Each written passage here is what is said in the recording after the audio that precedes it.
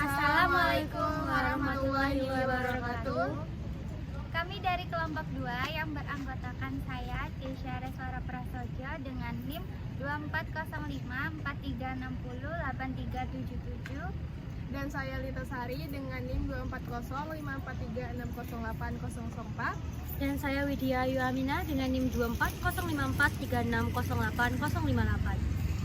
Kami akan mempresentasikan buku dari Anthony Haynes pada chapter 3 yang berjudul Needs. Selamat menyaksikan.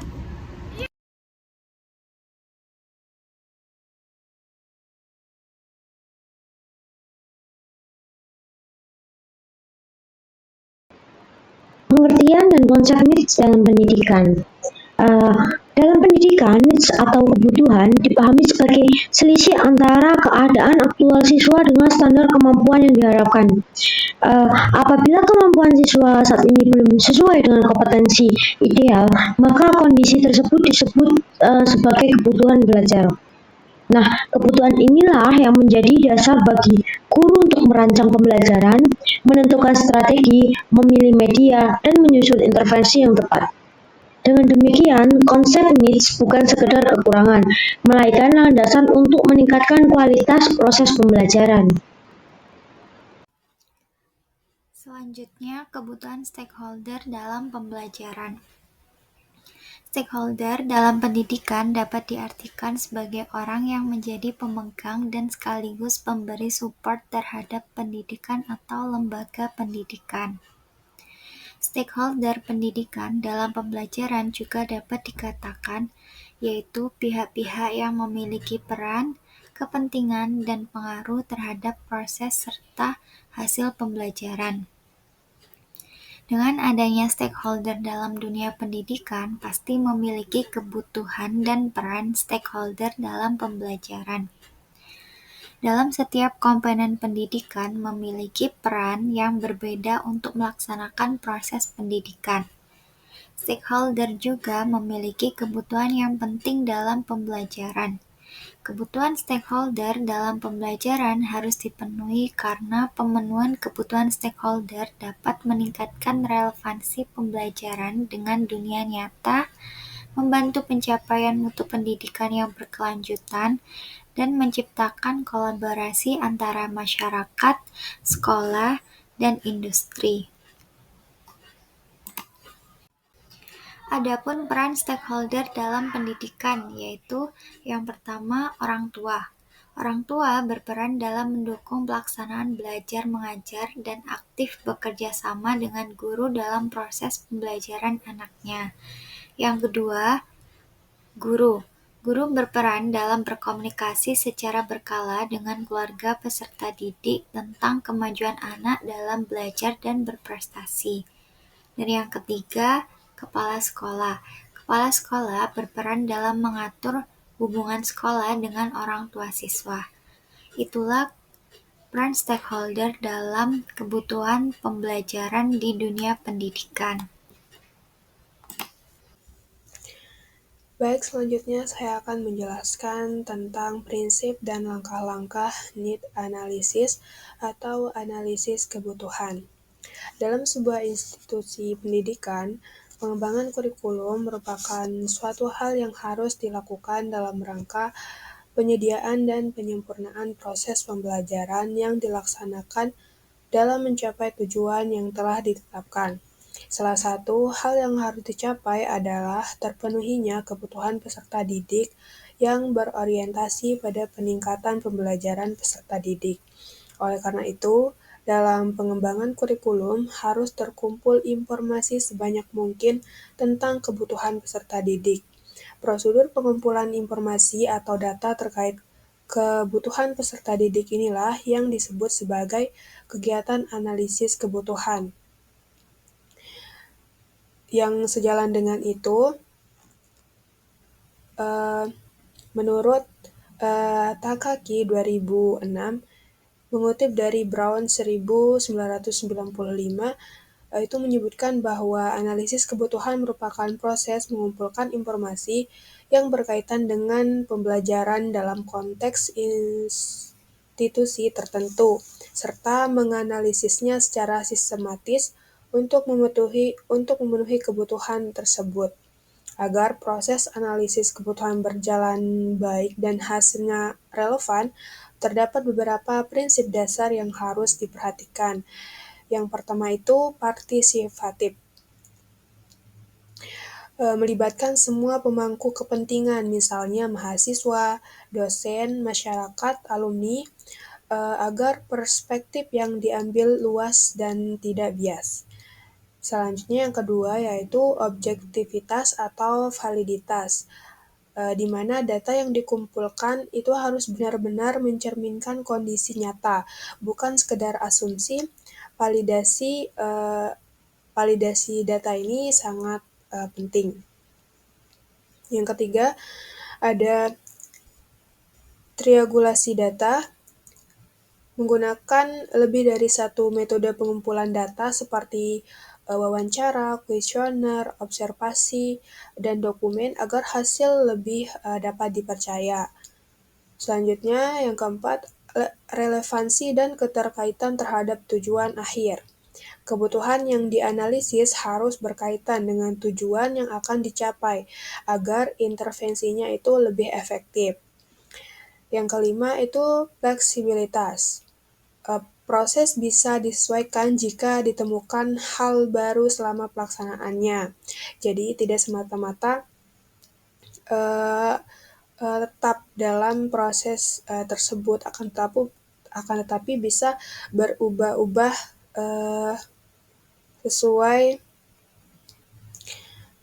bisa disesuaikan. Yang keenam itu berbasis data atau bukti. Keputusan didasarkan pada data yang dikumpulkan, bukan asumsi semata. Yang terakhir itu berkelanjutan atau siklus. Analisis kebutuhan bukan sekali jadi, akan tetapi bisa diulangi secara berkala untuk menyesuaikan perubahan kondisi. Yang selanjutnya di sini adalah langkah-langkah analisis kebutuhan dalam pendidikan. Yang pertama itu mengidentifikasi masalah pendidikan, menemukan kesenjangan antara kondisi nyata, misalnya prestasi belajar siswa rendah dengan kondisi ideal yaitu tujuan kurikulum standar kompetensi. Contohnya, siswa kesulitan memahami materi sains karena metode pengajarannya yang kurang variatif. Terus yang kedua itu mengumpulkan data, menggunakan instrumen seperti observasi, wawancara, angket, tes, ataupun studi dokumen. Data yang dikumpulkan dari siswa, guru, ataupun orang tua, dan lingkungan sekolah. Terus yang ketiga, menganalisis kesenjangan atau gap analysis, membandingkan kondisi nyata dengan standar atau tujuan pendidikan. Contohnya, kurikulum menargetkan siswa mampu presentasi dalam bahasa Inggris, tapi kenyataannya siswa hanya bisa menulis sederhana. Selanjutnya yaitu validasi masalah, memastikan masalah benar-benar signifikan dan bukan sekedar kasus individu. Misalnya bukan hanya satu atau dua siswa yang kesulitan, akan tetapi mayoritas mengalami hal yang serupa. Yang kelima itu merumuskan kebutuhan pendidikan, menentukan apa yang harus disediakan atau diperbaiki seperti kurikulum, metode pengajaran, media pembelajaran, kompetensi guru, ataupun fasilitas belajar. Terus yang keenam yaitu merumuskan tujuan pembelajaran atau perbaikan. Menetapkan target yang ingin dicapai, contohnya dengan meningkatkan keterampilan komunikasi siswa dengan menambah praktek presentasi misalnya. Yang ketujuh itu menentukan prioritas kebutuhan. Tidak semua kebutuhan bisa dipenuhi sekaligus, sehingga perlu disusun prioritas apa saja berdasarkan urgensi, manfaat, dan ketersediaan sumber daya. Yang kedelapan itu merancang program atau intervensi, menentukan strategi, metode, atau program yang tepat untuk menjawab kebutuhan. Misalnya dengan adanya pelatihan guru, penyediaan media pembelajaran, ataupun workshop keterampilan siswa lainnya. Yang kesembilan, validasi rencana, yaitu menguji apakah program yang dirancang sudah relevan dan realistis dengan melibatkan stakeholder, yaitu kepala sekolah, guru, siswa, orang tua, dan lain-lain. Yang terakhir itu ada evaluasi dan umpan balik, menilai apakah kebutuhan yang telah dirancang benar-benar terpenuhi atau belum. Proses evaluasi ini juga menjadi masukan atau analisis kebutuhan untuk berikutnya. Selanjutnya saya akan membahas tentang konsep baseline assessment atau penilaian dasar sebagai dasar analisis. Dalam hal ini, penilaian merupakan kegiatan untuk mengetahui keadaan sesuatu yang diukur atau diamati dengan prosedur tertentu untuk mengambil keputusan. Dalam penilaian terdapat unsur proses pengumpulan informasi, pengolahan informasi, dan kegiatan memanfaatkan informasi. Adapun istilah penilaian yang sering digunakan yaitu yang pertama ada tes. Tes ini merupakan alat ukur untuk memperoleh informasi hasil belajar siswa yang memerlukan jawaban benar atau salah.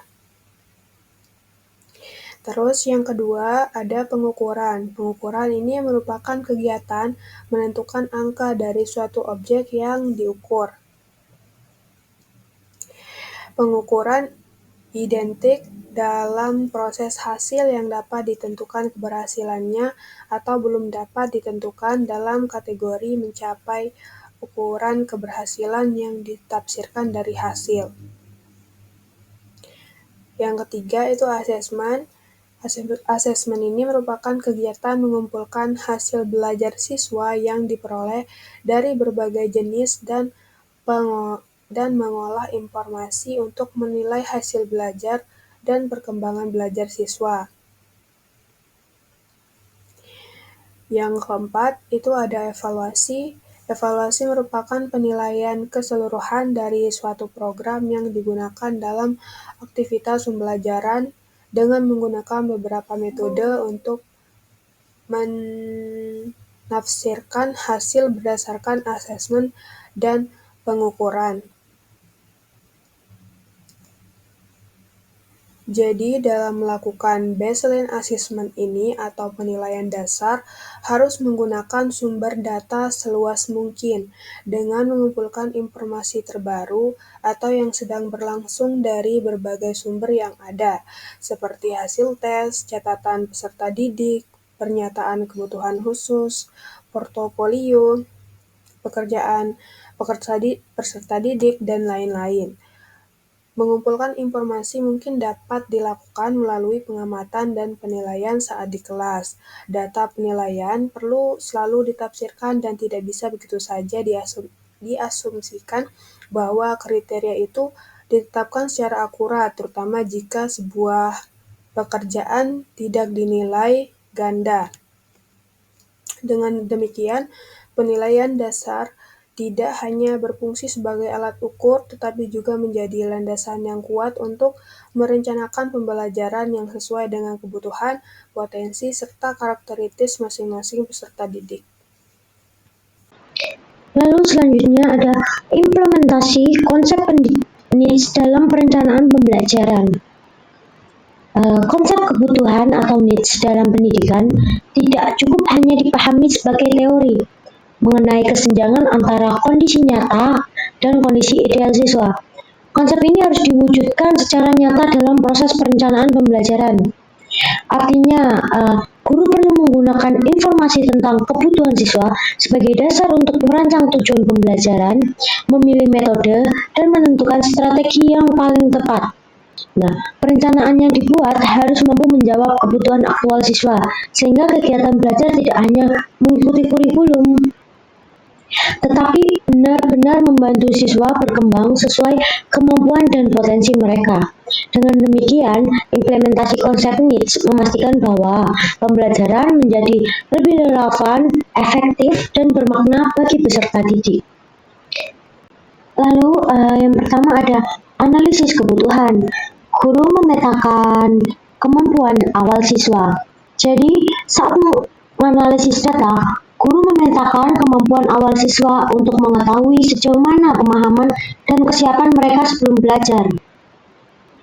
Nah, pemetaan ini membantu guru melihat kesenjangan antara kemampuan saat ini dan kompetensi yang harus dicapai, sehingga strategi dan materi pembelajaran dapat disesuaikan dengan kebutuhan nyata siswa.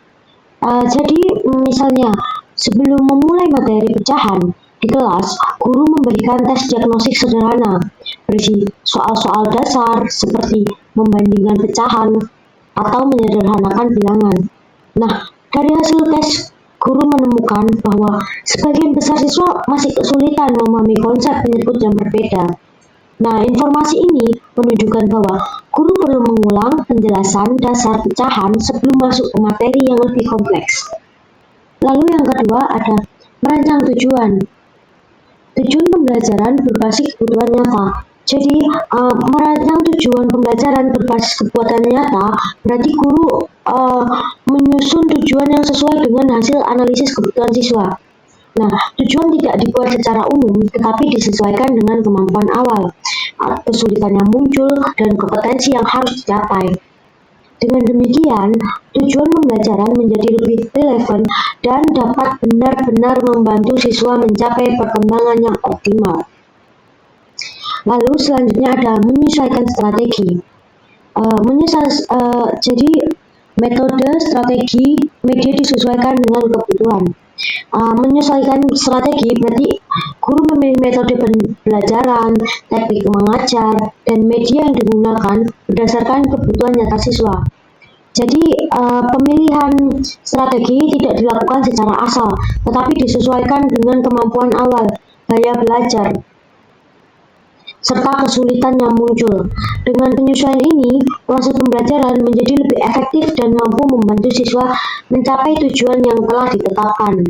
Nah, jika hasil analisis menunjukkan bahwa siswa lebih mudah memahami materi melalui kegiatan praktik daripada penjelasan teori, guru dapat menggunakan strategi learning by doing dan menambahkan media konkret seperti alat peraga atau video demonstrasi.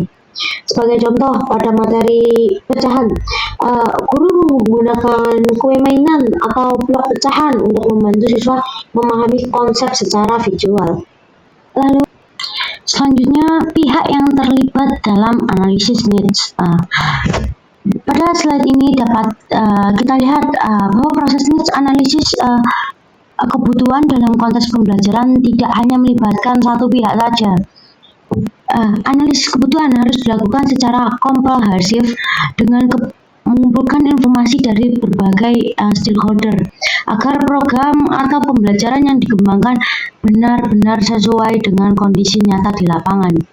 Nah, yang pertama itu ada siswa. Nah, siswa itu menjadi pihak utama yang perlu dilibatkan karena mereka adalah pengguna langsung dari proses pembelajaran.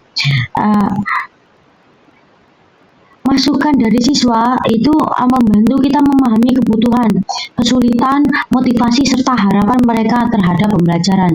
Lalu selanjutnya ada guru. Nah, guru yang memiliki pengalaman langsung dalam mengajar, guru dapat memberikan informasi mengenai kemampuan awal siswa, meliputi kesenjangan kompetensi, serta kebutuhan materi dan metode pembelajaran yang lebih efektif. Lalu selanjutnya ada orang tua.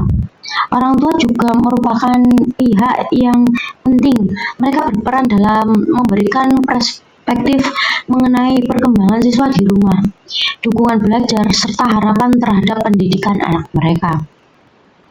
Lalu selanjutnya terdapat dunia dan industri, dunia usaha dan industri. Nah, keberadaan Dudi sangat penting terutama dalam pendidikan vokasi karena kebutuhan industri menjadi dasar untuk menentukan kompetensi apa yang harus dipenuhi siswa agar siap kerja. Lalu terakhir ada kepala sekolah. Kepala sekolah atau pengelola juga terlibat.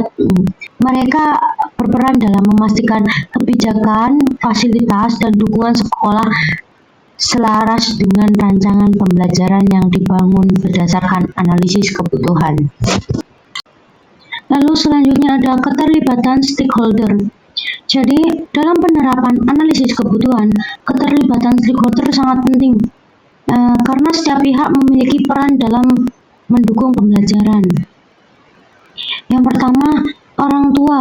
Orang tua membutuhkan informasi mengenai perkembangan anak agar mereka bisa memberikan pendampingan dan dukungan yang tepat di rumah. Nah, informasi ini membantu orang tua memahami kekuatan dan kelemahan anak sehingga mereka dapat berperan aktif dalam proses belajar. Lalu selanjutnya ada kepala sekolah. Nah, kepala sekolah menggunakan data kebutuhan siswa sebagai dasar dalam membuat kebijakan serta mengalokasikan sumber daya sekolah. Dengan mengetahui kebutuhan nyata, kepala sekolah dapat memastikan fasilitas, program, dan dukungan sekolah berjalan secara efektif. Lalu selanjutnya ada dunia usaha. Dunia usaha atau industri memberikan masukan terkait kompetensi apa yang dibutuhkan di dunia kerja. Hal ini sangat penting terutama dalam pendidikan vokasi agar pembelajaran relevan dengan kebutuhan lapangan dan siswa memiliki keterampilan yang sesuai dengan tuntutan profesi. Lalu selanjutnya ada kebijakan nasional. Nah, implementasi analisis kebutuhan juga harus selaras dengan kebijakan pendidikan nasional. Pada Permendikbud nomor 23 tahun 2016 menegaskan bahwa penilaian harus dilakukan secara sahih, objektif, adil, dan berkesinambungan. Nah, prinsip ini menjadi dasar dalam melakukan penilaian awal maupun penilaian lanjutan. Lalu ada penilaian yang valid menjadi dasar penting untuk menyusun perencanaan pembelajaran. Nah, jika penilaian dilakukan dengan benar, maka langkah perencanaan berikutnya dapat disesuaikan secara tepat dengan kondisi siswa. Lalu selanjutnya ada implementasi kebutuhan. Nah, melaksanakan analisis kebutuhan merupakan kewajiban pedagogis dan normatif bagi guru. Artinya, pemetaan kebutuhan bukan sekedar aktivitas teknis, tetapi bagian dari tanggung jawab profesional untuk memastikan pembelajaran berjalan sesuai prinsip-prinsip pendidikan yang benar. Selanjutnya, kebutuhan stakeholder dalam pembelajaran. Selain peran stakeholder dalam pendidikan, stakeholder juga memiliki kebutuhan yang penting dalam pembelajaran. Kebutuhan stakeholder dalam pembelajaran harus dipenuhi, karena pemenuhan kebutuhan stakeholder dapat meningkatkan relevansi pembelajaran dengan dunia nyata, membantu pencapaian mutu pendidikan yang berkelanjutan, dan menciptakan kolaborasi antara masyarakat, sekolah, dan industri. Memahami kebutuhan stakeholder menjadi penting karena setiap pihak memiliki harapan, tujuan, dan nilai yang berbeda terhadap pendidikan. Memahami kebutuhan stakeholder juga tidak hanya meningkatkan efektivitas pembelajaran, tetapi juga memperkuat kolaborasi antar pihak yang terlibat. Menurut Anthony Haynes, menekankan bahwa memahami kebutuhan stakeholder merupakan proses berkelanjutan. Hal ini dapat dilakukan melalui pemanfaatan dokumen, aktivitas rutin sekolah, percakapan langsung, dan membangun jaringan. Menurut Anthony Haynes, memahami kebutuhan stakeholder adalah proses jangka panjang yang memerlukan keterbukaan, komunikasi, dan strategi yang tepat. Adapun beberapa metode yang dapat dilakukan. Yang pertama, terdapat sumber cetak atau elektronik. Jadi, guru itu dapat memanfaatkan berbagai informasi dari media cetak maupun daring untuk kebutuhan stakeholder. Seperti menggunakan media sosial yang sering digunakan orang tua atau peserta didik, mengikuti publikasi lembaga profesional, dan membaca media massa yang memuat isu pendidikan. Yang kedua, terdapat aktivitas rutin sekolah. Jadi, pendidik itu dapat mengadakan pertemuan dengan orang tua dalam konsultasi perkembangan peserta didik, berinteraksi dengan peserta didik dalam mendengarkan aspirasinya, kebutuhan, dan kendala peserta didik dalam pembelajaran. Selanjutnya, yang ketiga, terdapat networking atau jaringan. Networking adalah cara proaktif untuk memperluas wawasan tentang kebutuhan stakeholder di luar lingkungan sekolah. Jadi, networking itu dapat dilakukan untuk bertemu dengan stakeholder seperti menghadiri seminar, mengikuti kegiatan masyarakat, kolaborasi dengan dunia usaha dan dunia industri. Networking memang memerlukan waktu, tetapi manfaatnya besar, seperti mengurangi sikap eksklusif guru, memunculkan ide-ide baru, menantang asumsi, serta memperluas wawasan. Dan yang terakhir itu terdapat percakapan langsung. Jadi di sini tuh dapat diimplementasikan dalam hal berkomunikasi secara langsung merupakan cara yang paling efektif untuk mengetahui kebutuhan stakeholder secara tepat. Hal ini dapat diimplementasikan dengan cara berkomunikasi dengan orang tua peserta didik, berdiskusi dengan peserta didik, dan wawancara dengan pihak eksternal yang terlibat dalam pendidikan peserta didik. Selain itu, dapat dilakukan dengan cara mencobalah menanyakan kepada stakeholder mengenai apa yang menjadi perhatian mereka, apa yang mereka hargai dari sekolah atau perguruan tinggi, dan apa yang mereka harapkan darinya. Seperti itulah kebutuhan stakeholder yang dapat dilakukan dengan adanya beberapa metode.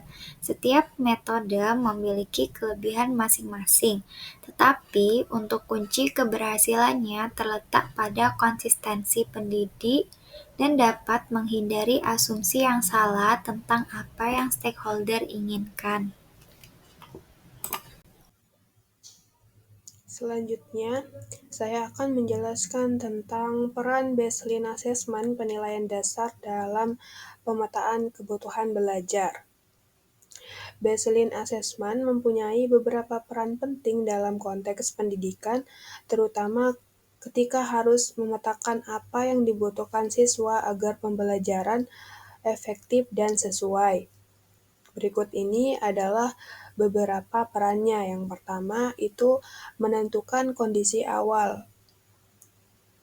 Baseline assessment membantu guru atau sistem pendidikan mengetahui apa yang sudah siswa ketahui atau bisa sebelum mulai proses pembelajaran atau intervensi.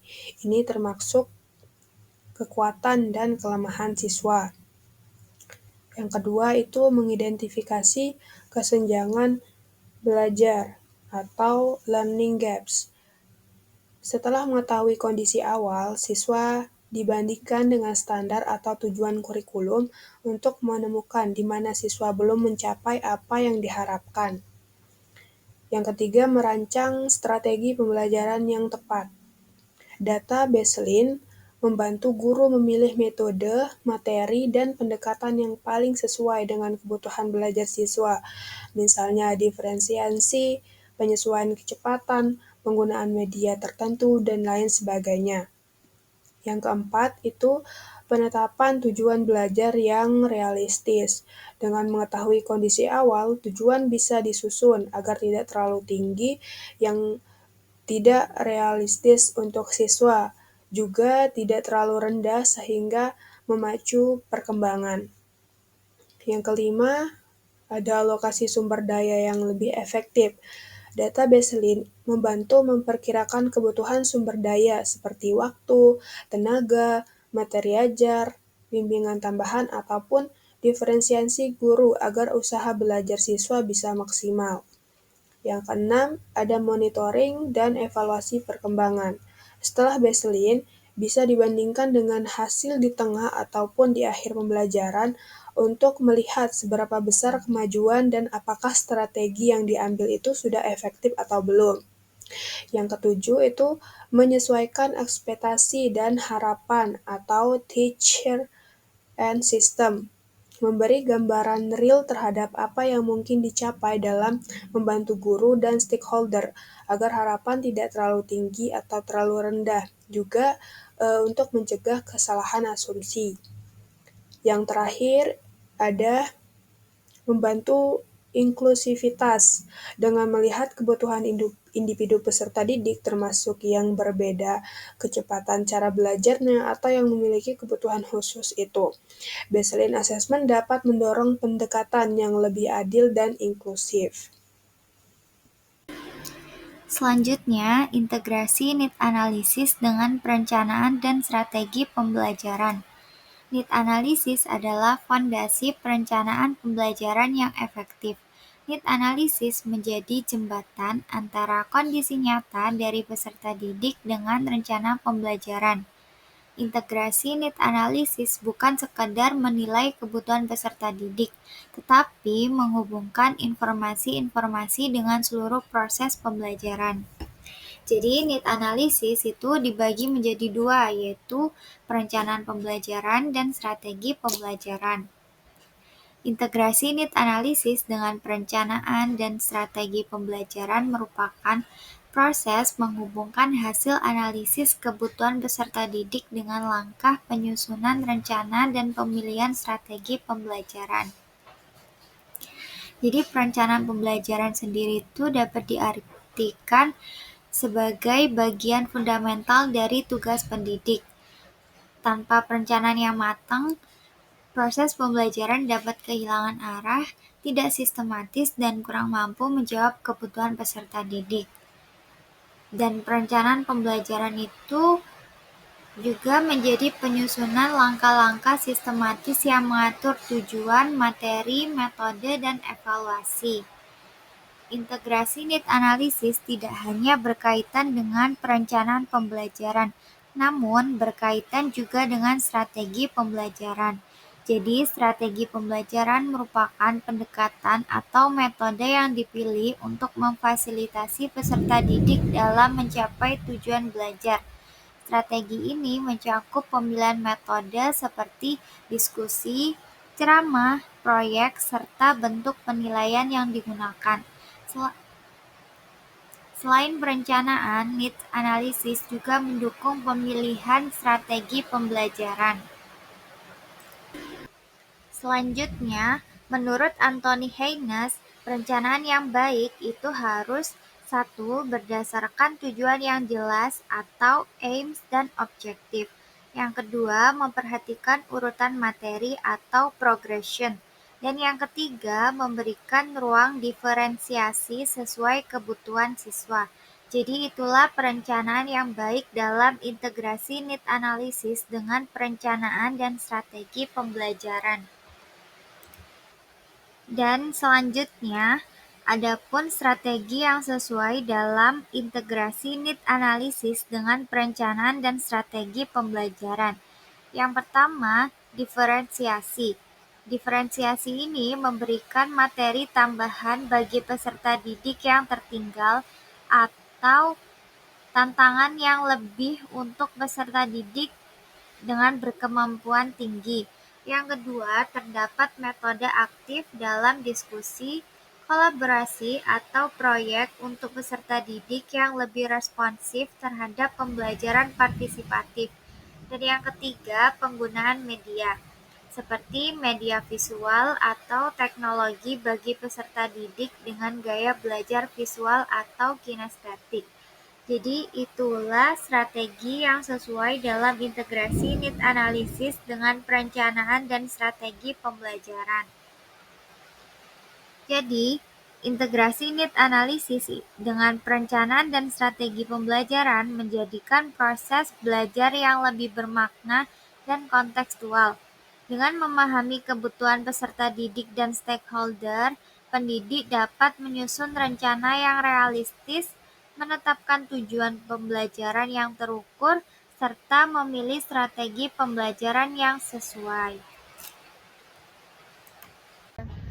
Sekian presentasi dari kelompok kami. Kurang dan lebihnya mohon maaf. Wassalamualaikum warahmatullahi wabarakatuh.